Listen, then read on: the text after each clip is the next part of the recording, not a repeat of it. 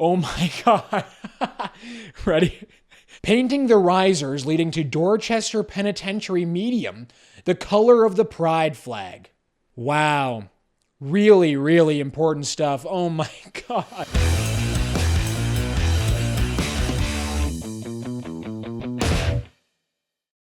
Welcome everyone to Ratioed. My name is Harrison Faulkner. Justin Trudeau's public service is a sad, pathetic joke. It is a woke national embarrassment. Stick around and you'll see exactly what we're talking about, and it's really bad. Also on the show, Justin Trudeau wants you, fellow Canadian citizen, to know that your freedoms are only guaranteed by strong institutions and liberal ideas. That's right, strong institutions like the press, which he bought off, like law enforcement, which he used to weaponize against protesters in Ottawa. Those strong institutions, they guarantee your freedoms. And for the Ratio of the Week award, we're going to do something different on the show today. We're going to hold back from telling you who it is. You're going to have to wait to find out. You're going to have to watch the program first. We don't want to give it to you at the top. And as always, if you like Ratioed, let us know by giving this video a like. And I've got a comment question for you. Have you ever had a positive interaction dealing with the federal public bureaucracy, with the federal service?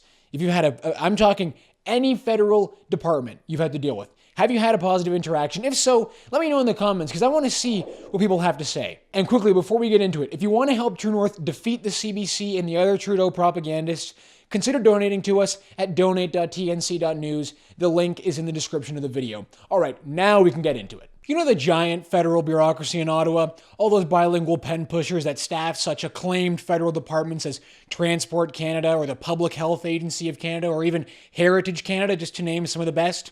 Well, when they're not busy enforcing the unconstitutional ArriveCAN app on Canadians, or when they're not busy stuffing the pockets of vile anti-Semites like Laith Marouf, which they do over at Canadian Heritage, or for example, when they're not busy forcing Canadians to wait months for basic government services like a passport renewal, they're busy injecting woke ideology into the federal bureaucracy. We all know the federal government is woke, right? Like the bureaucracy is woke. I don't think they're going to hire you or I at the federal government anytime soon. I don't think a straight white conservative male that constantly bashes the government online as a reporter at True North would get a job at the federal bureaucracy. But I don't know. You let me know. Should I apply just to see what happens? Throw in an application to Public Health Agency of Canada. Could you guys see me working at Public Health Agency of Canada? My God, wouldn't that be funny? But right now, it's the Public Service Pride Week, and the federal government really wants you to know that. If you look at any of the federal government Twitter accounts, are all promoting the fact that it's the Public Service Pride Week because, of course, they need their own Pride Week, the bureaucrats. They need to have their own week of recognition for, I don't know, being LGBTQ or whatever. Among other things happening on Public Service Pride Week is an award ceremony. This is so that all those hardworking bureaucrats can congratulate themselves for wasting our tax money on useless pride initiatives that usually end up involving the public service bureaucracy forcing gender ideology onto you and me. Now, there's a whole list of federal departments that have been nominated to get recognition for essentially falling off the deep end.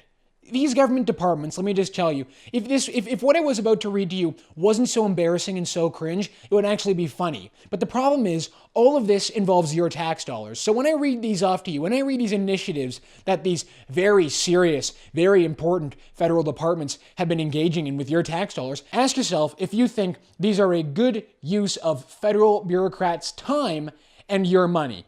Here are the nominees for Workplace Initiative of the Year Award. No kidding, this is real. What you're about to see, this is fully real. So, the first nominee, Transport Canada. They're being recognized for creating, quote, positive space awareness facilitation, Teams positive space awareness sessions. I have no idea what that means. No idea at all. How do we go down the list here? Next nominee, CSIS, Canadian Security Intelligence Service. They're being nominated for Trans Persons Inclusion. Or how about Natural Resources Canada? And they're being recognized for the inclusion of LGBTQ2+ elders in the Natural Resources Canada Elder in Residence Program. Very important stuff. Or Parks Canada, Directive on Inclusive Sanitary Facility Design. That means basically gender-neutral bathrooms, I'm pretty sure. So thank God we have those at international parks. Or how about this from Service Canada?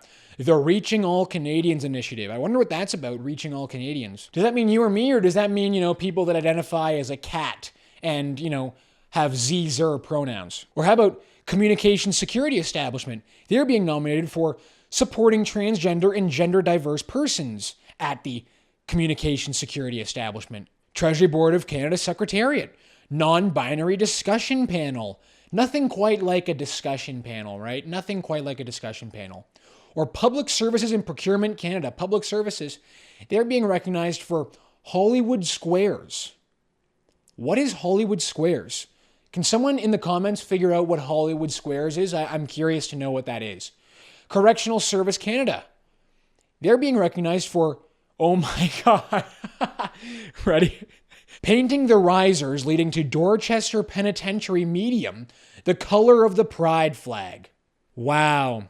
Really, really important stuff. Oh my God. Correctional Service Canada.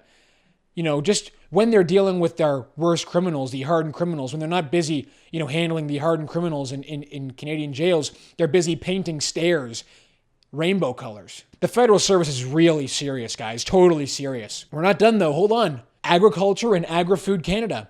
They added pronouns to direct info. They added their pronouns. Really, really important stuff, especially for the agriculture industry, right? Especially for making sure that Canadian farmers maintain their livelihoods and keep us well fed. The Federal Agriculture Ministry has added pronouns to their bio. Super important. Canadian Heritage. I was hoping Canadian Heritage would get nominated for something like this, and sure enough, they are. Canadian Heritage are being recognized for Queering Black History Month, a drag and virtual social gathering. Maybe they did a virtual drag show, because that's really important. They did the Queering Black History Month in between the Bill C-11 internet censorship that they're imposing on us and, stuffing the pockets of Laith Marouf. So in between that, they were queering Black history. Great stuff, Canadian Heritage. Great stuff. Public Health Agency of Canada, our favorite government institution, right? I think I speak for all of us when I say that. They are being recognized for applied learning on LGBTQ2S+ epidemiology course. So there's a different epidemiology for the LGBTs. There's a whole new epidemiology that needs to be learned at Public Health Agency of Canada. Super key and super important. Thank God they're doing that. Oh, we're not done. We've got two more. Employment and Social Development Canada. They're being recognized for a guide to support transgender. There it is. You see, I knew gender ideology was going to seep right into this. They're being recognized for guide to support transgender and gender diverse employees who are transitioning. Oh, good. I was really worried about those people. I'm really concerned that they weren't getting enough guidance for their transition. And we wrap up all the nominees with Public Safety Canada, and they're being recognized for a Drag King read-along. Drag King? That's a thing? That's really a thing? I didn't know that. Drag King read-along and allyship training. Oh, good. And get this, guys. So those same bureaucrats who, are painting jail steps the rainbow color and queering Black history and helping transition their employees, those same bureaucrats are feeling really burnt out. They're feeling really exhausted and feeling really tired.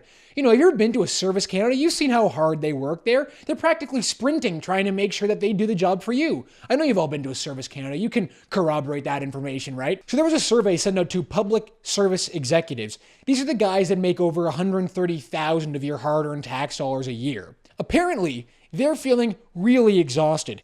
76% apparently show high levels of exhaustion, and 39% report high levels of cynicism. Oh, gee, I wonder why they'd be cynics about working for the federal government of Canada. Look at this. This is what this survey is quoted as saying. Executives indicate they're not being recognized for the level of effort and contribution they're putting forward. It should be underscored, reward is not limited to compensation. Yes, it's not just because they're, it's not just $130,000 a year to push pens and do nothing. No, they need more than that. They need the public's recognition for all their hard work. This survey also says they are fatigued and struggling to recover, mindful of the new challenges facing the federal government, such as emerging fiscal pressures, the problems the federal bureaucracy creates, climate shifts, those very dangerous climate shifts, and reconciliation. But get this, guys, 130 grand? It's not enough for these bureaucrats because they really deserve more money. Don't you think they deserve more money? The report goes on to state, in April, the Association of Professional Executives of the Public Service of Canada revealed it was working with Liberal Treasury Board President Mona Fortier to boost the salaries and improve the working conditions for federal executives. Additionally, the number of executives working for the federal government has ballooned over the course of the pandemic by 21%. So, the number of these pen-pushing, faceless bureaucrats who consider themselves to be executives that have done such a great job has gone up by 21% since the pandemic. And on top of that, because they're working so hard, can't you just feel it? Because they're working so hard, they're going to make even more money. Sound like a good deal for you guys? And there are some hilarious comments from you guys that I want to pull for the show. Like this person here. So none of this has to do with actually doing a good job at work. The public sector in Canada is absolutely hilarious or horrifying. Take your pick. How about this one? Canada isn't to be taken seriously. No, we really aren't. I mean, to be quite honest with you, the fact that this is even allowed to go on in our public service, the fact that they allow this to become public information, indicates to all of us then that this is serious. So no awards for things like got a bunch of homeless people into houses and with stable jobs, or found the most missing children so they could be reunited to their families. Just a bunch of gayness. Yeah, pretty much. I mean, not gonna lie, that's pretty much what this is. So have you guys seen that viral clip of Justin Trudeau going around? We put it out on Monday. It got shared by a bunch of big accounts like Disclose TV and Daily Wire. Basically, Justin Trudeau is in Montreal with German Chancellor Olaf Scholz. He starts off by taking a shot at populism, which really is a clear shot at Pierre Poilievre, saying, slogans and populism aren't the answers to complex global solutions. And then take a look at what he has to say about guaranteeing Canadian freedoms. Take a look at this. In a world where our institutions are being threatened, where we face complex challenges, populism and other simplistic solutions are simply not the answer. Liberal democratic values, strong institutions, these are the things that guarantee our freedom, individually and collectively. Liberal democratic values, strong institutions. These are the things that guarantee our freedoms. Wow, thanks for that, Justin. Thanks for that awesome insight there, bud. You know those liberal democratic values? Like saying a significant portion of the Canadian population are a small fringe minority that hold unacceptable views? Those liberal democratic values, like freezing the bank accounts of Canadians? Liberal values, like segregating the Canadian population based on a medical decision and determining who and who cannot leave the country. Those liberal values. Or strong institutions, like law enforcement, who beat down and trampled on Canadians protesting in Ottawa. Or strong institutions like the public health bureaucracy that have stripped away the rights of Canadians. Or strong institutions like the press that Trudeau conveniently bought off to propagandize on his behalf. Those liberal democratic values and those strong institutions. Don't you feel freer already, guys? Don't you just feel so free? Anytime our prime minister talks about freedom, the world's respect for our country just goes down a notch, right? I mean, we just get mocked and mocked and mocked for this guy being our prime minister. So there are some great comments on here. I want to pull a couple of them. This video gives me commie vibes.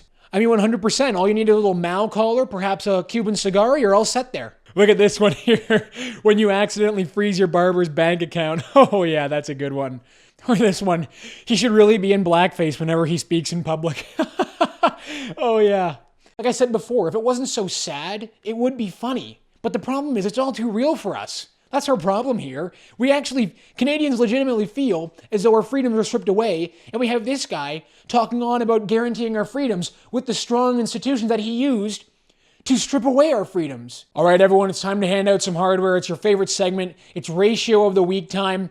The winner this week, the winner for this episode is Bernie Farber, the chair of the Canadian Anti-Hate Network.